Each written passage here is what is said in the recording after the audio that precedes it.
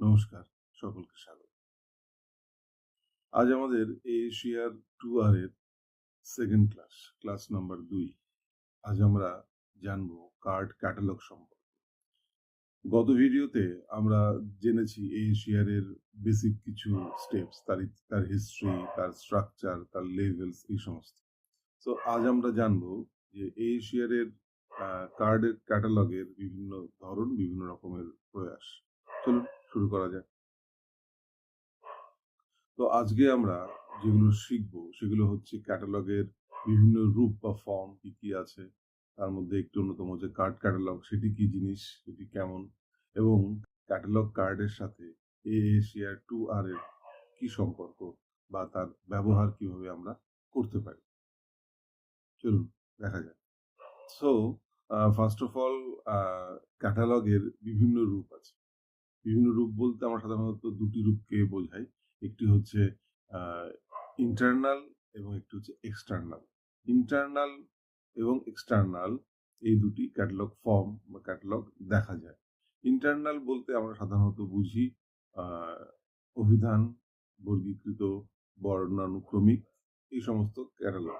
অর্থাৎ ক্যাটালগ যখন আমরা দেখি তখন যে ক্যাটালগ আমরা সাজাই পরপর করে, তো সেগুলো আমরা অ্যালফাবেটিক্যালি সাজাতে পারি, সেটা আমরা ডিকশনারি ওয়াইজ সাজাতে পারি, সেটা আমরা ক্লাসিফাইড অর্ডারে সাজাতে পারি। সো এই সাজানোর অর্ডার অনুসারে যে ক্যাটালগ গুলোকে ভাগ করা হয় সেটা হচ্ছে ইন্টারনাল একটা ক্যাটাগরি, এবং আরেকটা হচ্ছে এক্সটার্নাল ক্যাটাগরি।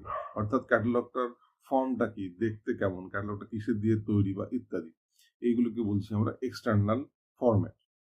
সো এই এক্সটার্নাল ফরম্যাটের মধ্যে আছে book form, card form, computerised form, shift form, এই সমস্ত হচ্ছে এটার মধ্যে অন্যতম। সেগুলো বলছি, তাকে আমরা বলছি এক্সটার্নাল ক্যাটালগ।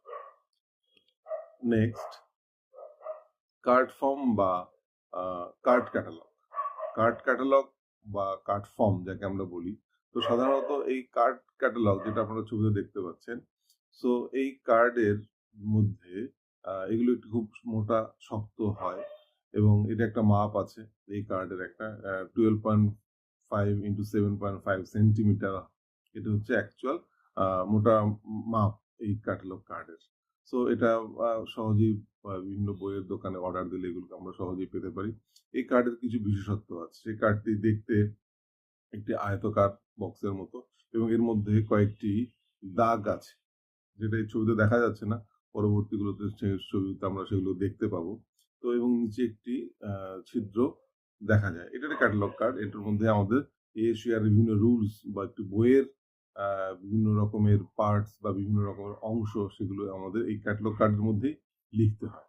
চলুন দেখা যাক পরবর্তীতে কি আছে। সো ক্যাটালগ ক্যাবিনেট একটি উদাহরণ দেওয়া হয়েছে। দেখুন আপনারা, এই ক্যাটালগ কার্ড গুলো যেগুলো আমরা লিখছি সেগুলো আমরা কোথায় রাখবো, কিভাবে রাখবো, তার জন্য এই ছবিটি দেওয়া। যে ক্যাটালগ কার্ড দেখতে, ক্যাবিনেট গুলো দেখতে কেমন হবে, যার মধ্যে ক্যাটালগ গুলো কিভাবে রাখা হয়, সাজানো হয়।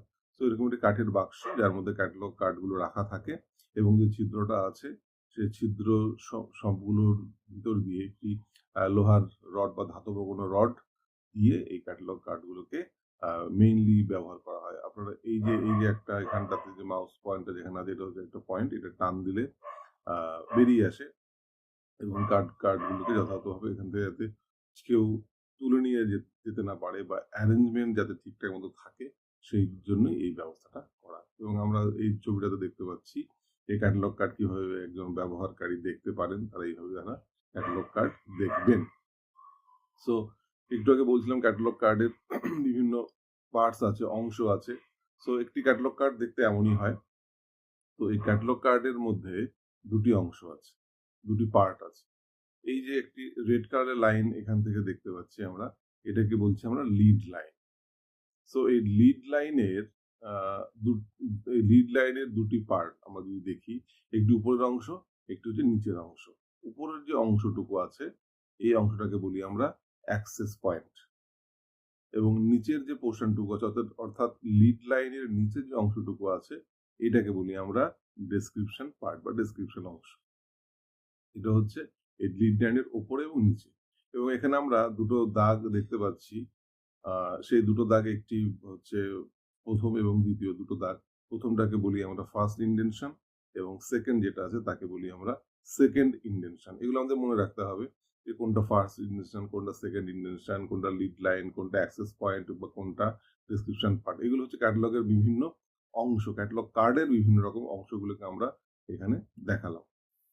এবার আগের দিন আহ, আহ, গত ক্লাসে আমরা দেখেছি যে ক্যাটালগের যে রুলস, সেই রুলস অনুসারে এশিয়ার অনুসারে তার 8টি এরিয়া আছে।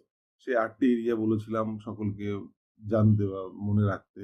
সো এই 8টি এরিয়া কিন্তু আমাদের সবসময় লাগবে যখন আমরা ক্যাটালগ গুলো তৈরি করব। সো এই 8টি এরিয়া একদমই মানে মনে রাখতেই হবে। তো এই 8টি এরিয়া আমরা কিভাবে একটি কার্ডের মধ্যে লিখবো বা তথ্যগুলো কিভাবে লিখবো? এখানে দেখুন কার্ডের মধ্যে আমাদের একটি ফরম্যাট দেওয়া আছে। সেই মধ্যে হচ্ছে আহ, সে অনুসারে first area title and statement of responsibility area, সেটাকে আমরা এখান থেকে লিখবো। অর্থাৎ লেখাটা শুরু হবে সবসময় সেকেন্ড ইন্ডেনশন থেকে এবং সেটা কন্টিনিউ হবে ফার্স্ট ইন্ডেনশন থেকে। অর্থাৎ কোনো ক্ষেত্রে এইভাবে যাবে, তারপরে স্টপ ড্যাশ দিয়ে সেকেন্ড এরিয়া তথ্য যাবে, তারপরে ফোর্থ এরিয়া যাবে। এখানে আমরা থার্ড এরিয়া লিখিনি, কারণ এটি আমরা একটি বইয়ের ক্ষেত্রে বা কোনো বুকস যখন আমরা ক্যাটালগ করি তখন আমাদের থার্ড এরিয়াটা প্রয়োজন হয় না। সেটা শুধুমাত্র জার্নাল যখন আমরা করবো বা ম্যাগাজিন বা এই জাতীয় কোনো কিছু করবো তখন আমাদের থার্ড এরিয়াটা এর মধ্যে ইনক্লুড হয়ে যাবে। তাহলে ফার্স্ট এরিয়া, সেকেন্ড এরিয়া এবং ফোর্থ এরিয়া এটা একটা প্যারাগ্রাফ করতে হবে, এবং ফিফথ এবং সিক্সথ এরিয়াটা একটা সিরিজ এরিয়া, সেটা একটা ফার্স্ট ব্র্যাকেটের মধ্যে রাখতে হবে। তো ফিফথ এবং সিক্সথ এইভাবে পাশাপাশি লিখতে হবে।